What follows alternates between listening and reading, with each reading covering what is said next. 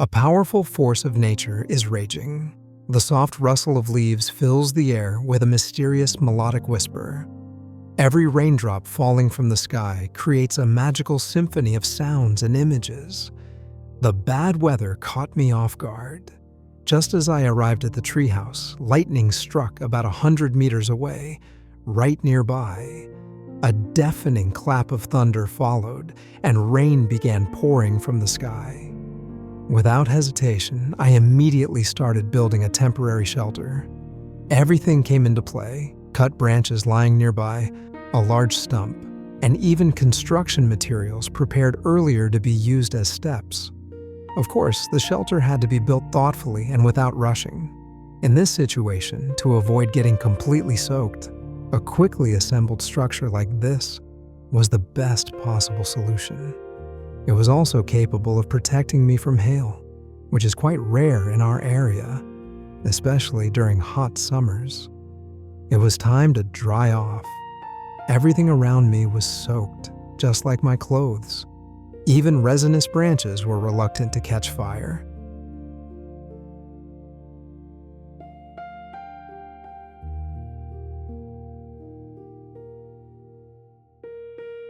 After a few minutes, the mood lifted. The campfire radiated heat, and my clothes began to dry. While I was building the shelter, my shirt had gotten wet as well. Hanging it about half a meter from the fire, I could be sure it wouldn't burn. Right after drying off, I got back to work. A large, sturdy branch needed to be installed as a step. It would serve as a support for the railing. Using a handsaw, I leveled the end, and the support length came out to about 70 centimeters. To prevent the step from breaking, I drilled 2 holes for lag screws. The natural bend of the branch made it possible to secure the next step.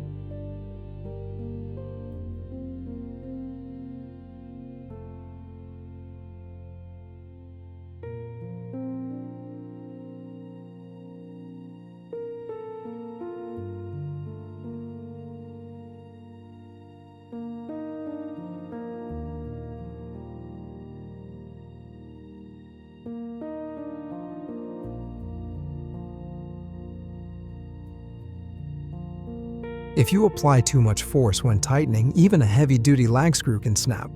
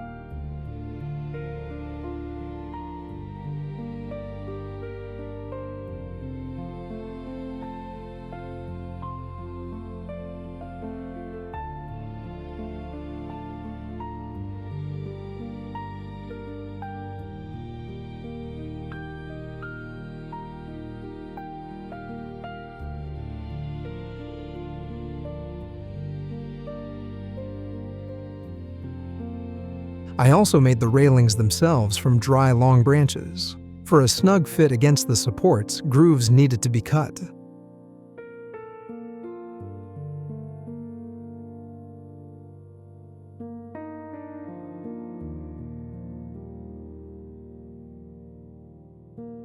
I sawed off sharp knots and protruding parts. They would interfere with climbing and could snag clothing or gear. Nature itself suggests where and how to place each branch.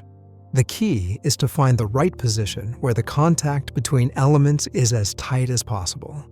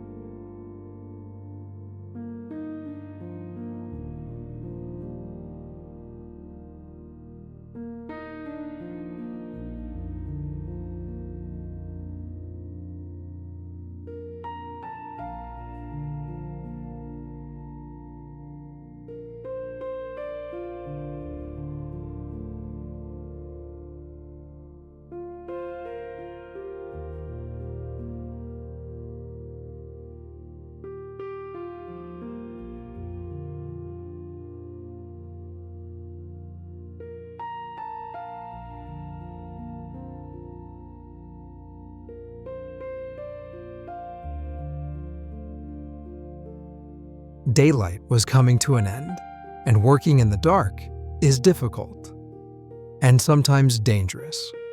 It was better to return to the forester's cabin and finish installing the railings tomorrow.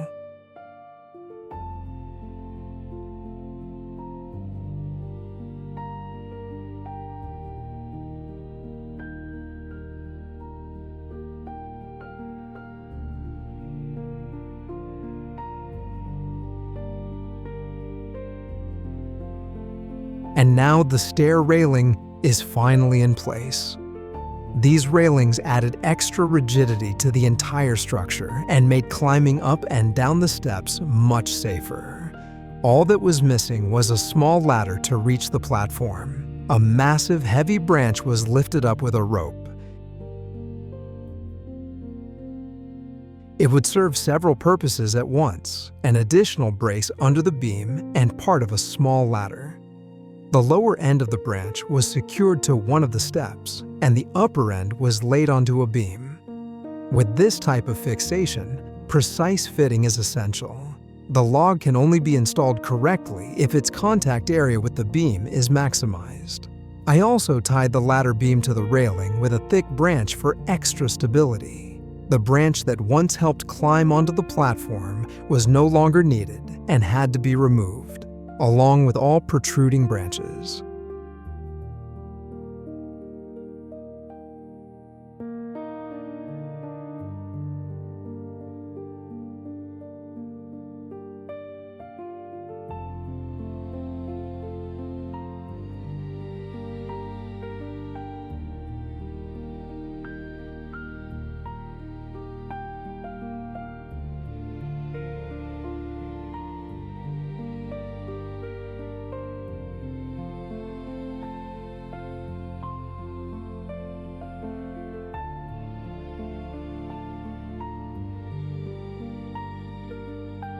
Finally, the railings were fully finished.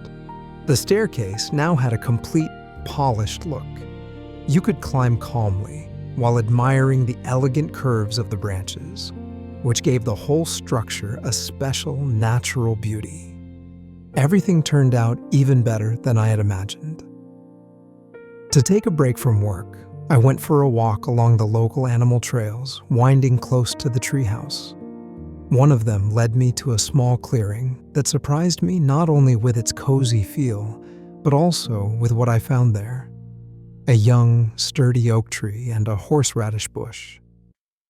How did they end up here? Maybe birds brought the seeds, or perhaps there was an old settlement here. What do you think, friends?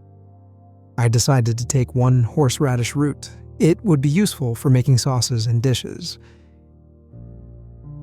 The walk through the local forest came to an end, and my stomach began to rumble, a signal that only a hearty meal could silence. Traditionally, it's prepared at the fire pit, where the most delicious forest meals are born. Today's lunch was porridge with meat. The meat was removed from a piece of brisket and cut into even portions along the ribs.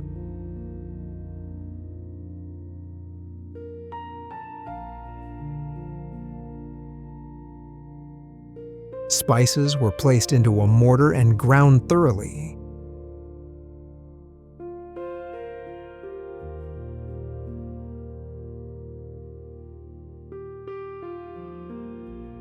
The ribs were coated with the spice mix and generously salted.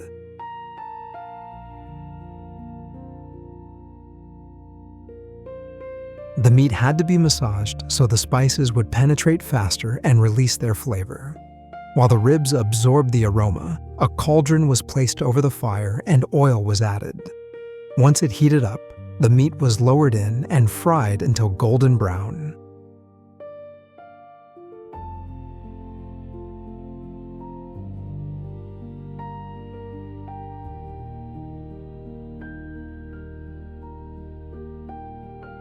Three good-sized onions were chopped and added to the cauldron as well.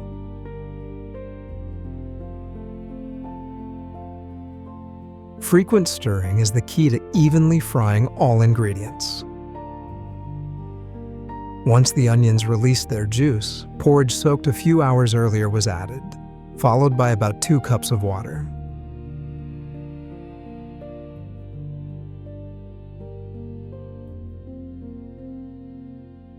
Everything was mixed well, covered with a lid, and left for 30 to 40 minutes.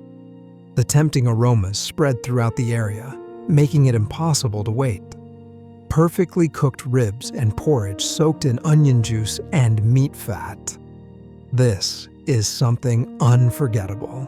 This is forest cooking. Simple food, flavored not only with spices, but with fresh forest air and wood smoke. A hearty meal that energizes you. And if you add fresh cilantro, you can forget everything and sink even deeper into the calm of the forest.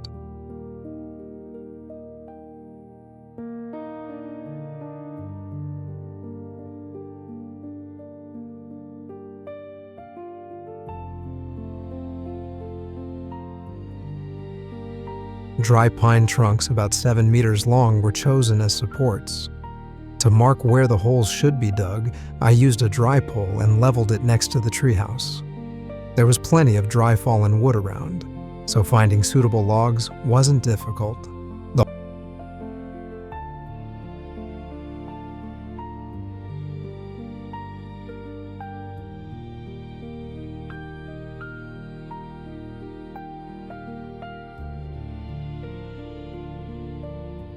The holes needed to be at least half a meter deep to ensure stability.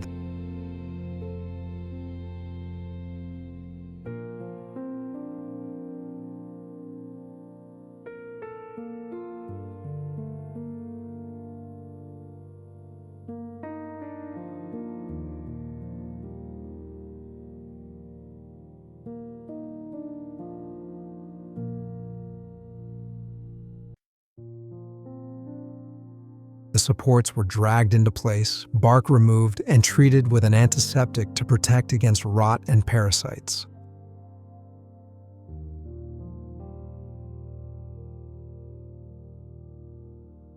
A rope threaded through a carabiner hanging on a loop was used to lift the post.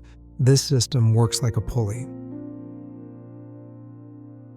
A self-tightening knot was tied on the other end.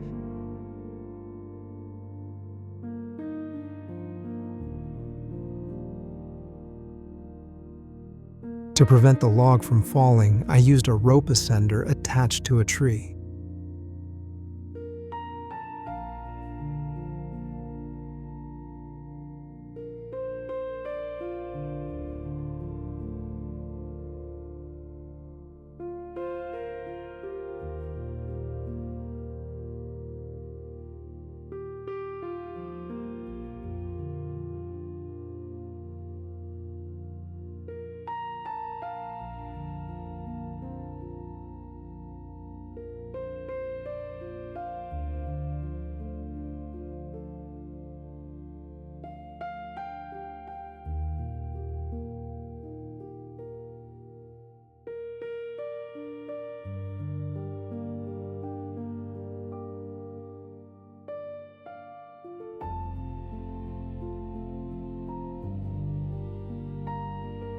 When my friend came to help, he lifted the post from below while I pulled the rope through the ascender.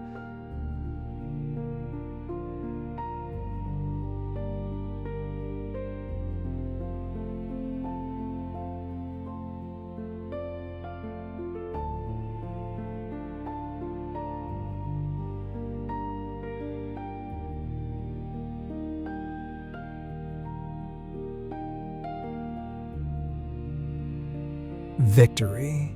Both logs were finally in place.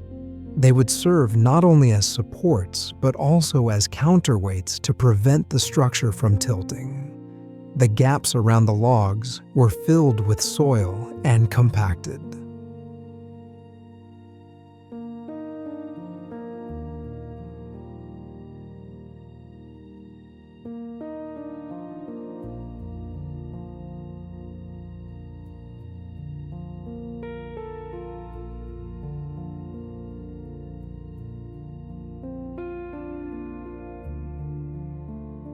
Meanwhile, nature continued living its own life. Among the dense green trees and quiet paths, incredible scenes unfold if you look closely. The king of the northern wilderness, the moose. Its thick, dark brown fur provides excellent camouflage among trees and bushes. It blends into the surroundings almost invisibly. Only its majestic branching antlers draw attention and admiration. The moose is a symbol of strength, grace, and resilience. Encountering one in the forest is a great stroke of luck.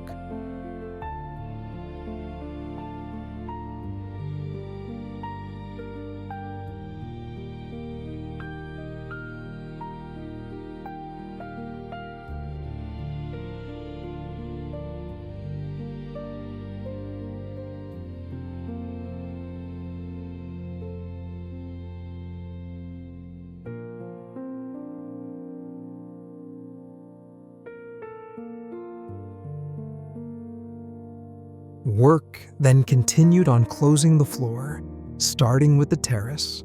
After securing myself, I lifted the boards onto the stairs and then onto the platform. Step by step, I moved toward the edge of the terrace, securing the floor and supports with screws.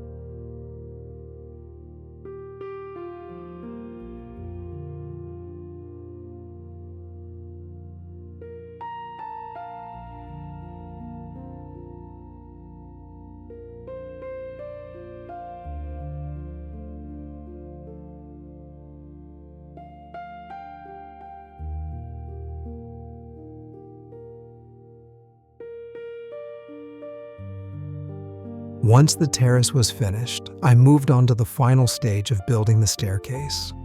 Just like a spiral staircase, a handrail was essential here as well.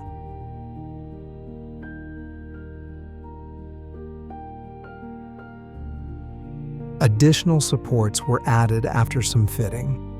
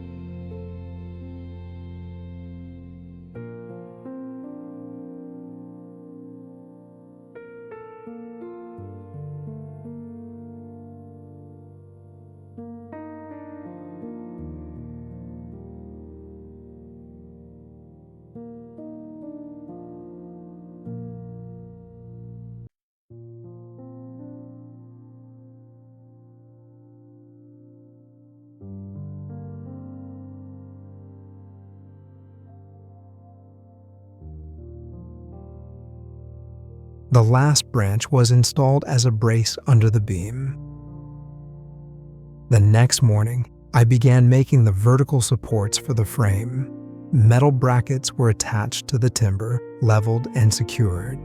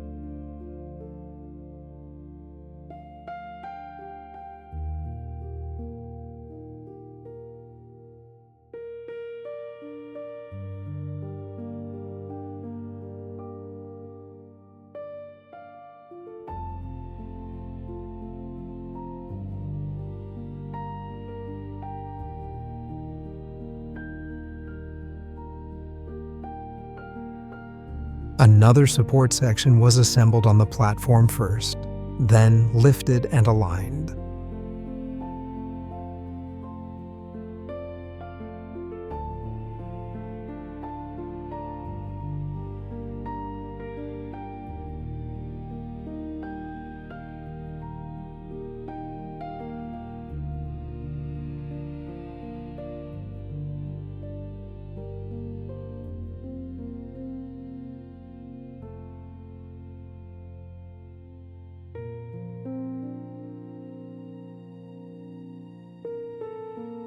All planned work was completed. The next steps would be floor cladding, roof installation, windows, walls, and the heart of every home, the stove.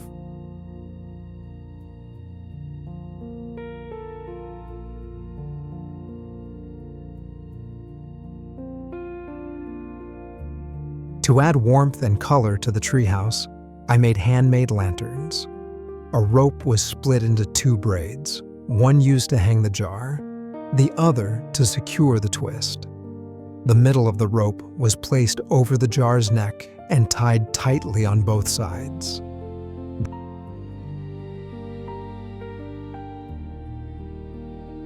The knots had to be strong, otherwise, a burning candle could fall.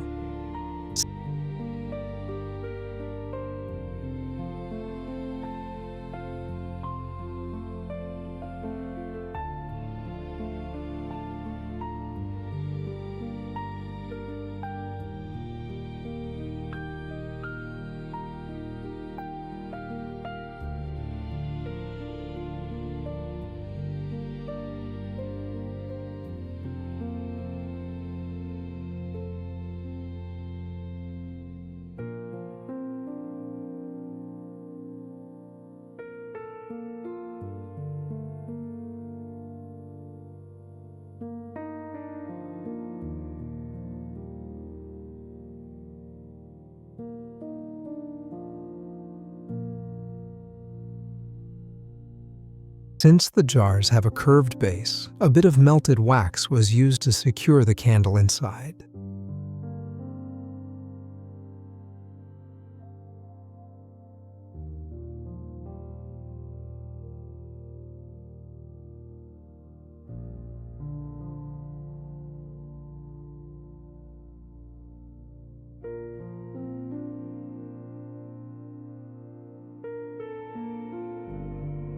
Everything worked perfectly.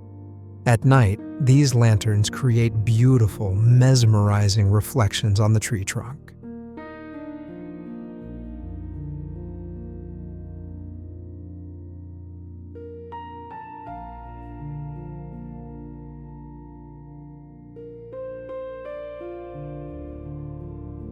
Not far from the treehouse, a stream once flowed, until the hot sun dried it up.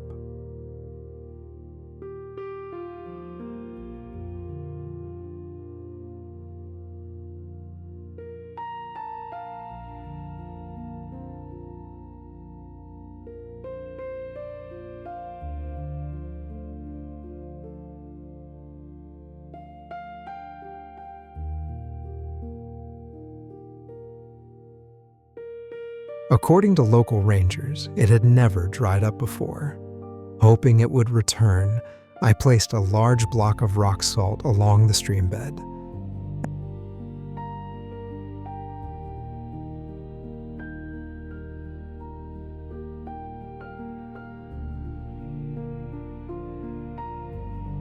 As water flows again, it will dissolve the salt, enriching the soil, something local animals need. This is the simplest type of salt lick. Just place the salt and let nature do the rest. Now all that remains is to wait for heavy rains. Recently, a mature oak tree was found near the treehouse. I decided to build a small fence around it to protect it from damage. For the fence, willow was used. When cuttings are planted into the ground, they take root and continue growing. So the oak will have a living fence.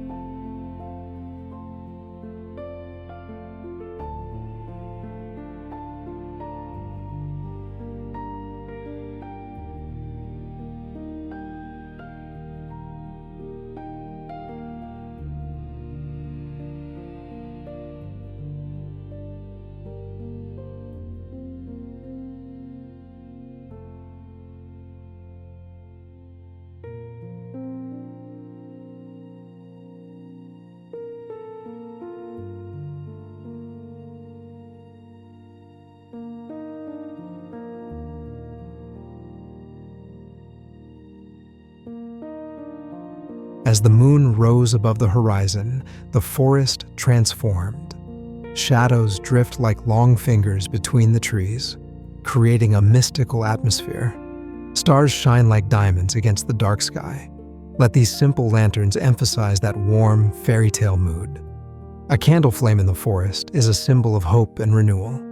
It reminds us that even in the darkest times, there is light. It brings peace and helps us focus on the present moment, allowing us to feel nature in its purest form. Friends, we hope we help you feel the atmosphere that always lingers in the taiga air and share our emotions after a long day of work, or simply show you something beautiful and unforgettable. I hope you enjoyed the second film about building a dream treehouse and that you're looking forward to the continuation. Until next time, friends, take care.